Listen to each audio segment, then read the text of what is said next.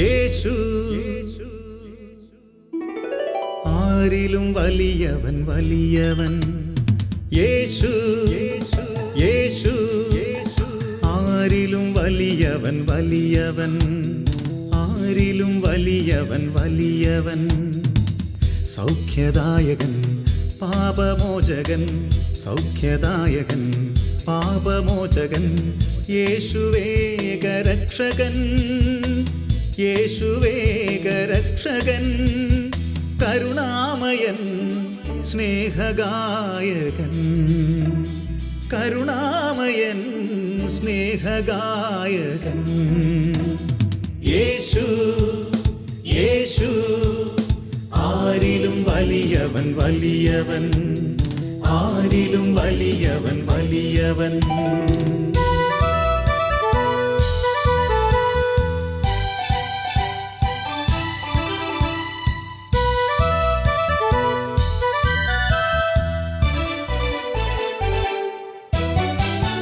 അത്ഭുതങ്ങളുടെ രാജാവ്, വിടുതലിൻ്റെ ആത്മാവ്.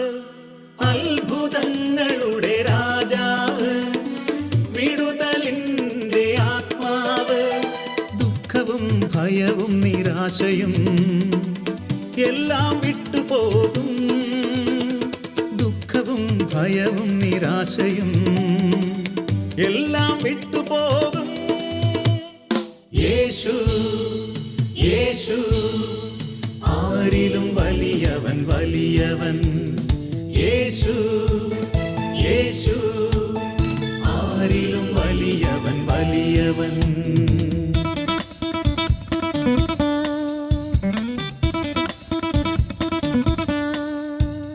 Hallelujah hallelujah hallelujah hallelujah. അന്ധർക്കു കാഴ്ച, ചെകിടർക്കു കേൾവി, രോഗശാന്തിയും നൽകിയവൻ. വചനത്താൽ ദുഷ്ടാത്മാക്കളെ പുറത്താക്കിയവൻ. യേശു യേശു ആരിലും വലിയവൻ വലിയവൻ. ആരിലും വലിയവൻ വലിയവൻ.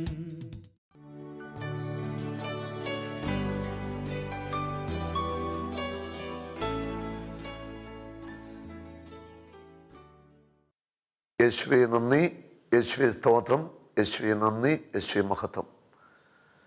ഈ തിരുവചന ശുശ്രൂഷയിലേക്ക് എല്ലാവരെയും ഒത്തിരിയേറെ സ്നേഹത്തോടെ സ്വാഗതം ചെയ്യുന്നു. ഇന്ന് നമ്മൾ പ്രത്യേകമായിട്ട് രോഗികൾക്ക് വേണ്ടി പ്രാർത്ഥിക്കാനായിട്ട് പോവുകയാണ്.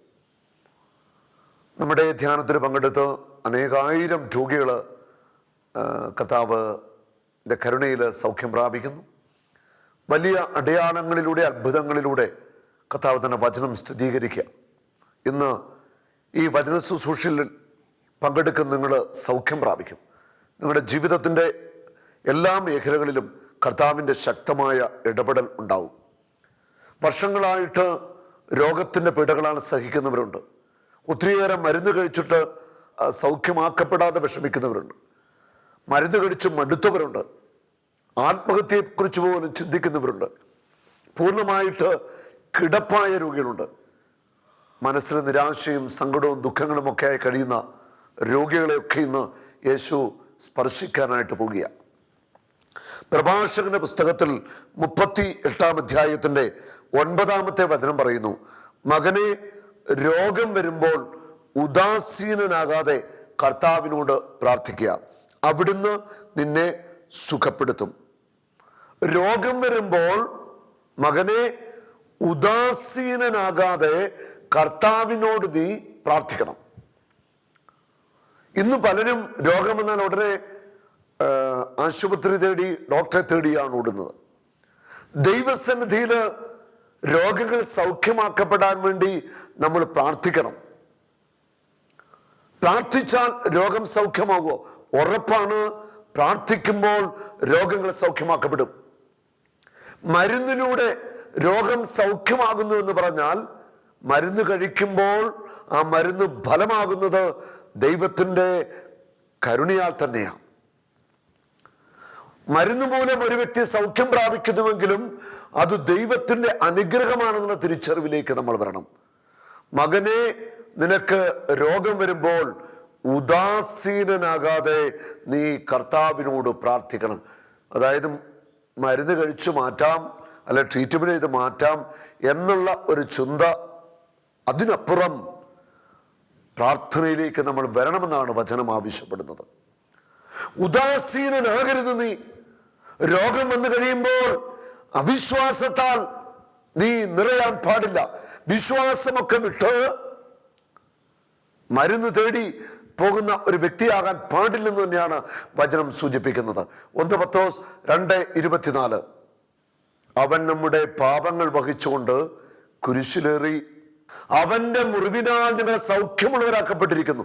യേശുവിന്റെ മുറിവിനാൽ നിങ്ങൾക്ക് സൗഖ്യമുണ്ട്. കഴിഞ്ഞ മാസം കളത്തിപ്പടി ക്രിസ്ത്യൻ ധ്യാന കേന്ദ്രത്തിൽ നമ്മുടെ മാസത്തിന്റെ അവസാനത്തെ ധ്യാനം നടക്കുക. ധ്യാനം ആരംഭിച്ചു. ഞായറാഴ്ച വൈകുന്നേരം ഞാൻ ക്ലാസ് എടുക്കാനായിട്ട് വരുമ്പോൾ സ്റ്റേജിൽ കയറുന്നതിന് മുൻപ് തന്നെ രോഗിയായ ഒരു കുഞ്ഞിന് വേണ്ടി പ്രാർത്ഥിച്ചു. മാതാപിതാക്കന്മാര് അവരുടെ രണ്ടാമത്തെ കുഞ്ഞിനെയുമായിട്ട് ധ്യാനിക്കാൻ വന്നിരിക്കുക. ആ കുഞ്ഞ് ജനിച്ചിട്ട് 14 ദിവസമേ ആയിട്ടുള്ളൂ. ഓക്സിജൻ സിലിണ്ടർ അടുത്തിരിപ്പുണ്ട്. ഓക്സിജനും ഒക്കെ കൊടുത്ത് ഈ കുഞ്ഞ് ചുരുണ്ടുകൂടി കിടക്കുക. ആ കുഞ്ഞിന്റെ ലങ്സിന് കംപ്ലൈന്റ്, ഹാർട്ടിന് കംപ്ലൈന്റ്, നിരന്തരമായിട്ട് ഇങ്ങനെ ഫിക്സ് വന്നുകൊണ്ടിരിക്കുക. ഡോക്ടർമാർക്ക് ഒന്നും ചെയ്യാനില്ല. ഡോക്ടർമാർ കൈവിട്ടു. ഡോക്ടർമാര് കൈവിട്ടാലും കൈവിടാത്തവനായ യേശു, ആ യേശുവിന്റെ അടുക്കലേക്ക് വിശ്വാസത്തോടെ 14 ദിവസം പ്രായമുള്ള കുഞ്ഞിനെയുമായിട്ട് അവര് ധ്യാനത്തിൽ പങ്കെടുക്കുക. ശരിക്കും എൻ്റെ ഹൃദയത്തെ സ്പർശിച്ച ഒരനുഭവമായിരുന്നു. ആ മാതാപിതാക്കന്മാരുടെ വിശ്വാസം, അവരുടെ ഹൃദയത്തിൽ വിശ്വാസമുണ്ട്, ഉറപ്പേറിയൊരു വിശ്വാസം. ഞങ്ങളുടെ കുഞ്ഞിനെ കർത്താവ് തൊടും, കർത്താവ് കുഞ്ഞിനെ സൗഖ്യമാക്കും. എന്നോട് ഇത് പറഞ്ഞപ്പോൾ തന്നെ ഞാൻ ആ കുഞ്ഞിന് വേണ്ടി ആ കട്ടിലേലിരുന്ന് ആ കുഞ്ഞിന് തലയിൽ കവിച്ച് ഞാൻ പ്രാർത്ഥിച്ചു. ഫിക്സ് വിട്ടുമാറാൻ സൗഖ്യത്തിൻ്റെയൊക്കെ പ്രാർത്ഥിച്ചു. പിറ്റേ ദിവസം ചെന്ന് കാണുമ്പോൾ അവർ പറയുന്നു, ഫിക്സ് ഇടവിട്ട് വല്ലപ്പോഴും ഉണ്ടാകുന്നുള്ളൂ, ഫിക്സ് ഒത്തിരിയേറെ വിട്ടുമാറി. 5 ദിവസങ്ങളിൽ അവർ ആത്മാർത്ഥമായിട്ട് ആ കുഞ്ഞിന് വേണ്ടി പ്രാർത്ഥിച്ചു. വലിയ സന്തോഷത്തോടെയാണ് ധ്യാനം കഴിഞ്ഞ് അവർ മടങ്ങിപ്പോയത്. ഞാൻ ഈ സംഭവം സൂചിപ്പിച്ചത് മാതാപിതാക്കന്മാരുടെ വിശ്വാസത്തിന്റെ മേല് ഉറപ്പായിട്ടും ആ കുഞ്ഞ് സൗഖ്യം പ്രാപിക്കും. നമ്മുടെ വിശ്വാസം മാത്രമല്ല, നമുക്ക് വേണ്ടി പ്രാർത്ഥിക്കുന്നവരുടെ വിശ്വാസവും ദൈവത്തിന്റെ അത്ഭുതകരമായ പ്രവർത്തനത്തിന് കാരണമാവുകയാണ്. യേശുവിന്റെ മുറിവിനാൽ സൗഖ്യമുണ്ടെന്ന് അവിടുന്ന് ഉറപ്പ് തന്നിരിക്കുക. കർത്താവിന്റെ മുറിവിനാൽ സൗഖ്യമുണ്ട്. ആ മുറിവിനോട് ചേർത്ത് വെച്ച് നമ്മുടെ രോഗങ്ങള്, ദുഃഖങ്ങള്, മുറിവുകളൊക്കെ ചേർത്ത് വെച്ച് പ്രാർത്ഥിക്കുമ്പോൾ കർത്താവ് സൗഖ്യത്തിന്റെ ശക്തി നമ്മിലേക്ക് പകരും. ഇതുറപ്പാണ്. രോഗം വരുമ്പോൾ നീ ഉദാസീനനാകരുത്. രോഗിയായിട്ട് മാറുമ്പോൾ നീ അവിശ്വാസിയായിട്ട് മാറരുത്. ഒരു ധ്യാനത്തിന്റെ സമയത്ത് ഒരു വ്യക്തി എന്നോട് ചോദിച്ച ഒരു ചോദ്യം ഇതാണ്: ഞാൻ വലിയ പാപമൊന്നും ചെയ്യുന്നില്ല, ഞാൻ ആരെയും ഉപദ്രവിക്കാൻ പോകാറില്ല, ഞാൻ എൻ്റെ കാര്യം, കുടുംബത്തിൻ്റെ കാര്യമൊക്കെ നോക്കിയാണ് ജീവിക്കുന്നത്, നന്നായിട്ട് പോകുന്നുണ്ട് എൻ്റെ കാര്യങ്ങളൊക്കെ, എന്നിട്ടും എൻ്റെ ഭാര്യയ്ക്ക് എന്തിനാണ് ഈ ക്യാൻസർ വന്നത്? എൻ്റെ ഭാര്യ ഒരു നല്ല സ്ത്രീയാണ്, കുടുംബം നോക്കുന്ന സ്ത്രീയാണ്, പ്രാർത്ഥിക്കുന്ന സ്ത്രീയാണ്, എന്നിട്ടും എന്തിനാണ് എൻ്റെ ഭാര്യയ്ക്ക് ക്യാൻസർ വന്നത്? ഒരു സഹോദരന്റെ ചോദ്യമാണ്. ദൈവത്തിന്റെ മഹത്വം വെളിപ്പെടാൻ വേണ്ടിയാണ് ആ സഹോദരിക്ക് ക്യാൻസർ വന്നത്. ആ സഹോദരിയുടെ വിശുദ്ധീകരണത്തിലൂടെ ആ വ്യക്തിയും ആ കുടുംബം മുഴുവൻ രക്ഷയിലേക്ക് വരണം. അതിനുവേണ്ടിയാണ് ആ രോഗം ദൈവം അനുവദിച്ചത്.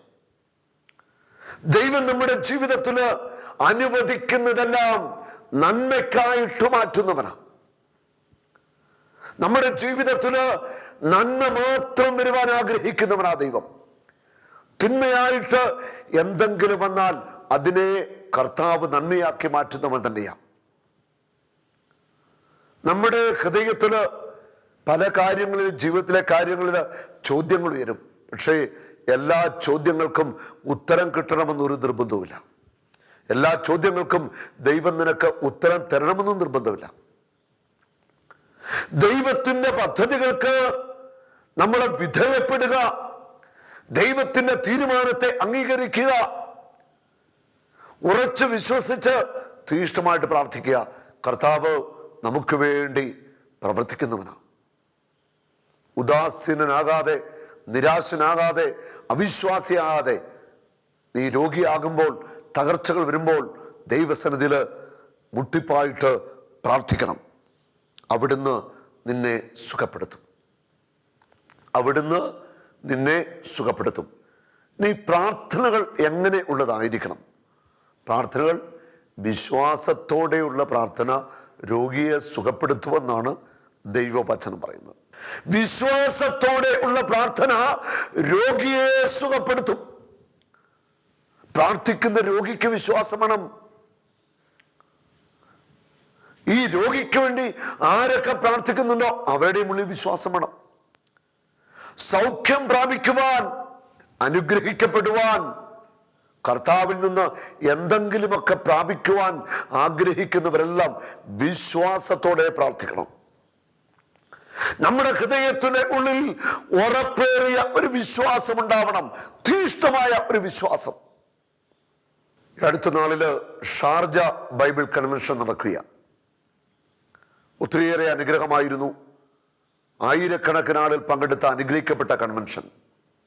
അനേകം രോഗികളെ കർത്താവ് സൗഖ്യമാക്കി. അനേകരുടെ ജീവിതത്തിൽ കർത്താവ് ഇടപെട്ടു, അത്ഭുത വഴികളെ തുറന്നു കൊടുത്തു. ഒത്തിരി അടയാളങ്ങളും അത്ഭുതങ്ങളും കർത്താവ് പ്രവർത്തിച്ച അനുഗ്രഹിക്കപ്പെട്ട ഒരു കൺവെൻഷൻ ആയിരുന്നത്. അവിടെ ആ ധ്യാന ദിവസങ്ങളിൽ പങ്കെടുത്ത ഒരു മകൻ, ആ മകന്റെ പേര് ആൽബിൻ എന്നാണ്, ആലപ്പുഴ സ്വദേശിയാണ്. ആ മകൻ നാട്ടിലായിരിക്കുമ്പോൾ 4 ധ്യാനത്തില്, ഞാൻ നടത്തിയ 4 ധ്യാനത്തില് ആൽബിൻ പങ്കെടുത്തിട്ടുണ്ട്. ആദ്യമായിട്ട് ആ മകൻ വരുമ്പോൾ ആ മകന്റെ ശരീരം മുഴുവൻ സോറിയാസിസ് ആയിരുന്നു. ശരീരത്തുനിന്ന് ചെതുമ്പല പൊളിഞ്ഞു പോകുന്ന പോലെയുള്ള സോറിയാസിസ്. ഞാൻ പറഞ്ഞത്, രാത്രിയിൽ കിടന്നു കഴിഞ്ഞിട്ട് രാവിലെ എണീക്കുമ്പോൾ കിടക്കുന്ന ആ ബെഡ്ഷീറ്റില് ചെതുമ്പല് കിടക്കും. അതുപോലെ ചെതുമ്പല് ബാധിച്ചതുപോലെ സോറിയാസിസ് ബാധിച്ച ഒരു മകനായിരുന്നു. തുടർച്ചയായിട്ട് 4 ധ്യാനങ്ങളിൽ അവൻ പങ്കെടുത്തു. കർത്താവ് അവനെ തൊട്ടു. നമ്മുടെ ധ്യാനത്തില് പലതവണ നാട്ടിലായിരിക്കുമ്പോൾ വന്ന് സാക്ഷ്യം പങ്കുവെച്ചിട്ടുണ്ട്. ഷാർജയില് അവിടെ ശുശ്രൂഷ നടത്തുമ്പോൾ ഒരു ദിവസം ശുശ്രൂഷ കഴിഞ്ഞ് രാത്രിയിൽ ഈ മകന് എന്നെ കാണുവാനായിട്ട് വന്നു. ധ്യാനത്തിന്റെ അവസാന ദിവസമായിരുന്നു. അവനെ കൊണ്ട് അവിടെ ഒരു സാക്ഷ്യം പറയിപ്പിക്കാൻ എനിക്ക് കഴിഞ്ഞില്ല. പക്ഷേ അവൻ എൻ്റെ അടുക്കൽ വന്നിട്ട് എന്നോട് പങ്കുവെക്കുകയാണ്. അവൻ്റെ ഹൃദയം നിറയെ സന്തോഷമാണ്. പൂർണ്ണമായിട്ട് സോറിയാസിസ് സൗഖ്യം പ്രാപിച്ച ആ ചെറുപ്പക്കാരൻ നല്ല ഒരു കമ്പനിയിൽ ജോലി ചെയ്യുകയാണെന്ന് ഷാർജയിൽ. നല്ല ഉയർന്ന ശമ്പളമുണ്ട്, എല്ലാ സൗകര്യങ്ങളും ദൈവം കൊടുത്ത് ആ മകനെ അനുഗ്രഹിച്ചു. വിശ്വാസത്തോടെ, മടുപ്പ് കൂടാതെ, ഉദാസീനനാകാതെ അവൻ 4 ധ്യാനത്തിൽ തുടർച്ചയായിട്ട് പങ്കെടുത്തു. അത്ഭുത സൗഖ്യം കർത്താവ് നൽകുക. ദൈവത്തിന്റെ വചനം കേൾക്കുവാൻ, മടുക്കാതെ പ്രാർത്ഥിക്കുവാൻ, വിശ്വാസത്തോടെ പ്രാർത്ഥിക്കുവാൻ, ഉദാസീനനാകാതെ പ്രാർത്ഥിക്കുവാൻ നമുക്ക് കഴിയണം. പ്രാർത്ഥനയിൽ മടുക്കാൻ പാടില്ല. പ്രാർത്ഥനയിൽ പുറകോട്ട് പോകാൻ പാടില്ല. വിശ്വാസത്തോടെയുള്ള പ്രാർത്ഥനയ്ക്കാണ് സ്വർഗം ഉത്തരം നൽകുന്നത്. ആര് വിശ്വാസത്തോടെ പ്രാർത്ഥിക്കുന്നു അവരുടെ പ്രാർത്ഥനകൾക്ക് ദൈവം മറുപടി നൽകുന്നവനാണ്. ഇവിടെ ഞാൻ പറഞ്ഞത്, ഈ ആൽബർട്ട് എന്ന് പറയുന്ന ചെറുപ്പക്കാരൻ ഹൃദയം നുറുകിയാണ് പ്രാർത്ഥിച്ചത്. ആ മകന്റെ സോറിയാസിസ് രോഗത്തെ കർത്താവ് എന്നേക്കുമായിട്ട് നീക്കിക്കളഞ്ഞു. എന്തൊരു കരുണയാണിത്! അവന്റെ മുറിവിനാൽ നിങ്ങൾക്ക് സൗഖ്യമുണ്ട്. അവനോടൊന്ന് ചേർന്ന് നിന്നേ അവൻ്റെ മുറിവിൽ നിന്ന് സൗഖ്യപ്രവാഹമുണ്ടാകും. തീഷ്ണമായിട്ടുള്ള പ്രാർത്ഥന അത് അത്ഭുതങ്ങൾക്കുള്ള വഴി തുറക്കലാണ്. സ്വർഗം തുറക്കാനുള്ള താക്കോലാണ് പ്രാർത്ഥന. സ്വർഗത്തിന്റെ വാതിൽ തുറക്കപ്പെടണമെങ്കിൽ വിശ്വാസത്തോടെ നമ്മൾ പ്രാർത്ഥിക്കണം. നിരന്തരം പ്രാർത്ഥിക്കണം, മണിക്കൂറുകൾ പ്രാർത്ഥിക്കണം, മടുക്കാതെ പ്രാർത്ഥിക്കണം. പ്രാർത്ഥനയ്ക്ക് കർത്താവ് ഉത്തരം നൽകും. യേശയ്യ 65:24 പ്രാർത്ഥിച്ചു തീരും മുൻപേ നിനക്ക് ഞാൻ മറുപടി നൽകും. സങ്കീർത്തനം 30:2-3 ഇങ്ങനെ പറയുന്നു, ഞാൻ കർത്താവിനോട് നിലവിളിച്ചപേക്ഷിച്ചു, അവിടുന്ന് എന്നെ സുഖപ്പെടുത്തുകയും ചെയ്തു.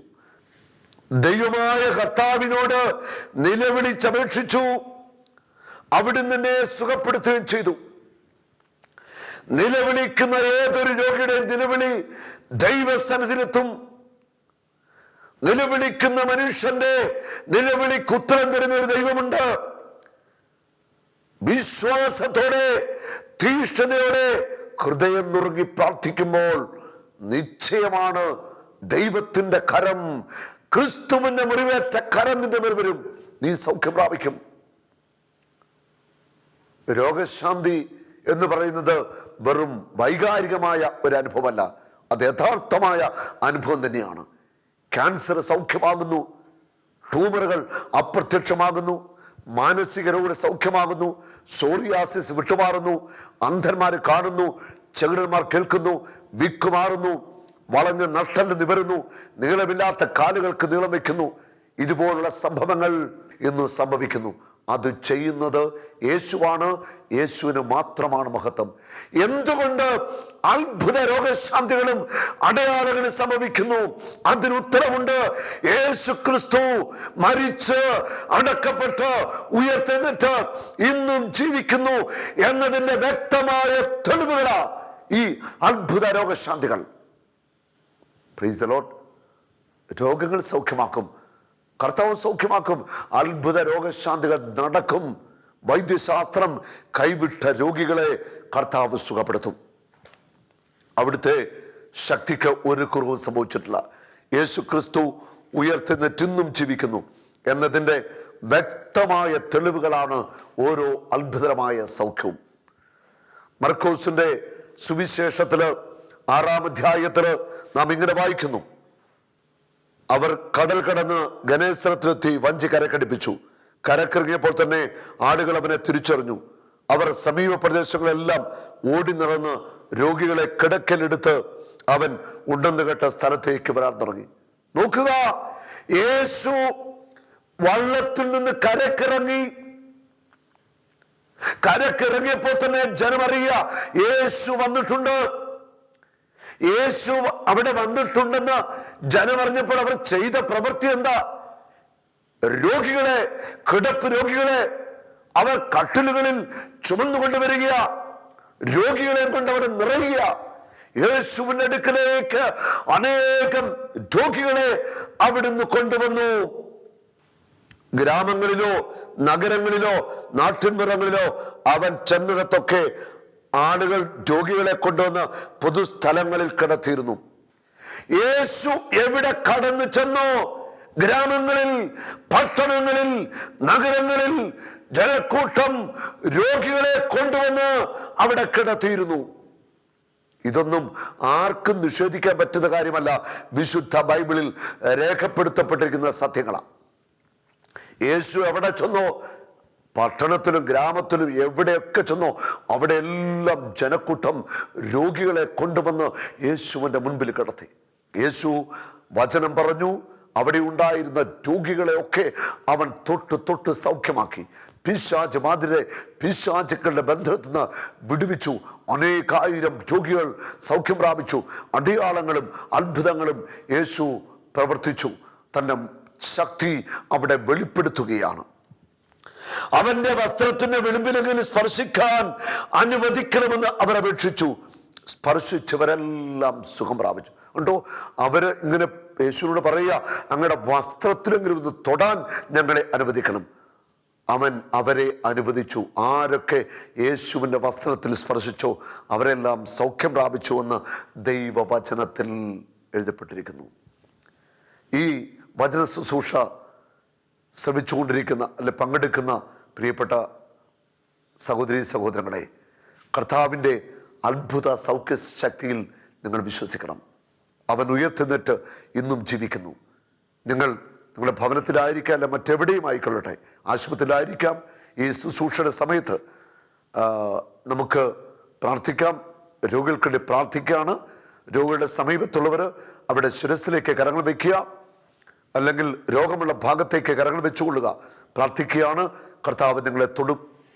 കർത്താവായ യേശുവേ, ആകാശത്തിലും ഭൂമിയിലും പാതാളത്തിലും എല്ലാ മുഴങ്കാലുകളും അടങ്ങുന്ന യേശുവിൻ്റെ ശക്തിയേറിയ നാമത്തിൽ പ്രാർത്ഥിക്കുന്നു. എല്ലാ രോഗികളും സൗഖ്യം പ്രാപിക്കട്ടെ. തളർവാദ രോഗികൾ യേശുവിൻ്റെ നാമത്തിൽ എണീറ്റ് നടക്കട്ടെ. മാനസിക രോഗികൾ യേശുവിൻ്റെ നാമത്തിൽ സൗഖ്യം പ്രാപിക്കട്ടെ. പൈശാചിക ബന്ധനങ്ങൾ യേശുവിൻ്റെ നാമത്തിൽ വിട്ടുമാറട്ടെ. തളർവാദ രോഗികളുടെ നടുവും കാലുകളും കൈകളും ബലം പ്രാപിക്കട്ടെ. സോറിയാസിസ് വിട്ടുമാറട്ടെ. ഹാർട്ട് സംബന്ധമായ രോഗങ്ങൾ സൗഖ്യമാവട്ടെ. ശ്വാസകോശ രോഗങ്ങൾ സൗഖ്യമാവട്ടെ. എല്ലാ ക്യാൻസർ രോഗങ്ങളും സൗഖ്യമാവട്ടെ. അടിവയറ്റിൽ വേദന, ബ്ലീഡിങ് വിട്ടുമാറട്ടെ. ഗർഭപാത്ര രോഗങ്ങൾ സൗഖ്യമാവട്ടെ. എല്ലാ ത്വക്ക് രോഗങ്ങളും യേശുവിന്റെ നാമത്തിൽ സൗഖ്യം പ്രാപിക്കട്ടെ. കർത്താവേ, കരുണയായിരിക്കണമേ. വർഷങ്ങളായിട്ട് ഭവനങ്ങളിൽ കിടക്കുന്ന രോഗികളെ ഇപ്പോൾ അങ്ങ് സ്പർശിച്ച് സൗഖ്യമാക്കണമേ. വൈകല്യങ്ങളുള്ള കുഞ്ഞുങ്ങളെ സൗഖ്യമാക്കണമേ. തളർന്ന കുഞ്ഞുങ്ങളെ സൗഖ്യമാക്കണമേ. ഓട്ടിസം ബാധിച്ച കുഞ്ഞുങ്ങളെ അങ്ങ് സൗഖ്യപ്പെടുത്തണമേ. തീരാ രോഗികൾ യേശുവിന്റെ നാമത്തിൽ സൗഖ്യം പ്രാപിക്കട്ടെ. മാരക രോഗങ്ങൾ യേശുനാമത്തിൽ വിട്ടുമാറട്ടെ. മസിൽസിന് ബലം നഷ്ടപ്പെട്ട് കുഞ്ഞുങ്ങൾ നടക്കാൻ പാടില്ലാത്ത കുഞ്ഞുങ്ങളുടെ മസിൽസൊക്കെ ബലം പ്രാപിക്കട്ടെ. മുഴകൾ വറ്റിപ്പോവട്ടെ. വർഷങ്ങളായിട്ട് അനുഭവിക്കുന്ന മൈഗ്രെയിൻ, തലവേദന എല്ലാം വിട്ടുമാറട്ടെ. യേശുവേ, കരുണയായിരിക്കണമേ. പിതാവേ, ഞങ്ങളുടെ പുത്രനായ യേശുവിൻ്റെ പീഡാസഹനത്തിൻ്റെ ആ വലിയ യോഗ്യതയിൽ, പുത്രനായ യേശുവിൻ്റെ തിരുമുറിവിൻ്റെ ആ വലിയ അഭിഷേക ശക്തിയാൽ, ആ മുറിവിൽ നിന്നൊഴുകിയ രക്തത്തിൻ്റെ ശക്തിയാൽ രോഗികളെല്ലാം സൗഖ്യം പ്രാപിക്കട്ടെ. പിശാച് ബാധിതർ ഇപ്പോൾ മോചനം പ്രാപിക്കട്ടെ. യേശുനാമത്തിൻ്റെ മഹത്വത്തിനായി അത്ഭുതങ്ങൾ, അടയാളങ്ങൾ, രോഗശാന്തികൾ ഇപ്പോൾ സംഭവിക്കട്ടെ. ഞാൻ നിന്നെ സുഖപ്പെടുത്തുന്ന കർത്താവാകുന്നു. ഞാൻ നിന്നെ സുഖപ്പെടുത്തുന്ന കർത്താവാകുന്നു. യേശുവേ, എല്ലാ രോഗികളെയും മുറിവേറ്റ കരത്താൽ ഇപ്പോൾ സ്പർശിക്കണമേ. യേശുവേ നന്ദി. യേശുവേ സ്തുതി. പരിശുദ്ധാത്മാവേ നന്ദി.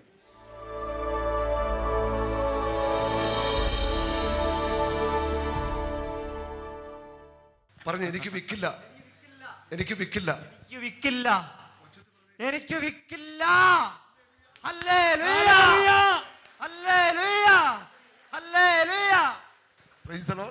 ഇന്നലെ ഞങ്ങൾ കോഴിമലയിൽ നിന്ന് കൊണ്ടുവന്ന എൻ്റെ കുറേ പിള്ളേരുടെ കൂടെ ഞാൻ അവിടെ നിന്ന് സംസാരിക്കുമ്പോൾ എന്നോട് വളരെ പ്രയാസപ്പെട്ട്, വളരെ ബുദ്ധിമുട്ടി. അതായത് ഇപ്പം വിക്കില്ല എന്ന് പറഞ്ഞപ്പോൾ തന്നെ എനിക്ക് അത്ഭുതമായി. അതായത് വളരെ പ്രയാസപ്പെട്ടെന്ന് പറഞ്ഞു കഴിഞ്ഞാൽ ഒട്ടും സംസാരിക്കത്തില്ലായിരുന്നു. വളരെ പ്രയാസപ്പെട്ടു. പക്ഷെ നല്ലവണ്ണം സംസാരിക്കാൻ പറ്റും. നീ ഈശോയെ ഈശോയെ കർത്താവായ യേശുക്രിസ്തുവിൽ വിശ്വസിക്കുക, നീയും നിന്റെ കുടുംബവും രക്ഷ പ്രാപിക്കും. ഹല്ലേലൂയ. കണ്ടോ, നമ്മുടെ ബഹുമാനപ്പെട്ട അച്ഛൻ സാക്ഷിയാണ്. കർത്താവിന് മഹത്വം. മോന്റെ പേരെന്താ? എന്റെ പേര് നിഖിൽ ബേബി. നിഖിൽ ബേബി, കൊള്ളാം, ഉഗ്ര പേരാ കേട്ടോ. മോന്റെ വീട് എവിടെയാ? തോപ്രാംകുടി. ഓരേ, ഹല്ലേലൂയ. കരമുയർത്തി അടിച്ചേ. Hallelujah, hallelujah. യേശു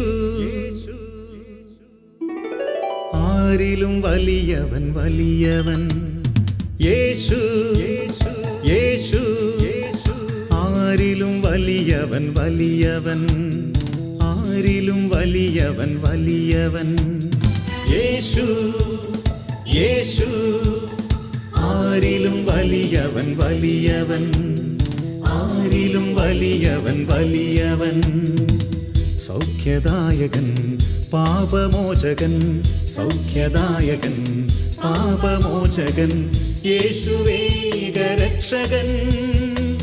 യേശുവേഗരക്ഷകൻ. കരുണാമയൻ, സ്നേഹഗായകൻ. കരുണാമയൻ, സ്നേഹഗായകൻ. യേശു യേശു യേശു യേശു ആരിലും വലിയവൻ വലിയവൻ യേശു യേശു ആരിലും വലിയവൻ വലിയവൻ ആരിലും വലിയവൻ വലിയവൻ ആരിലും വലിയവൻ വലിയവൻ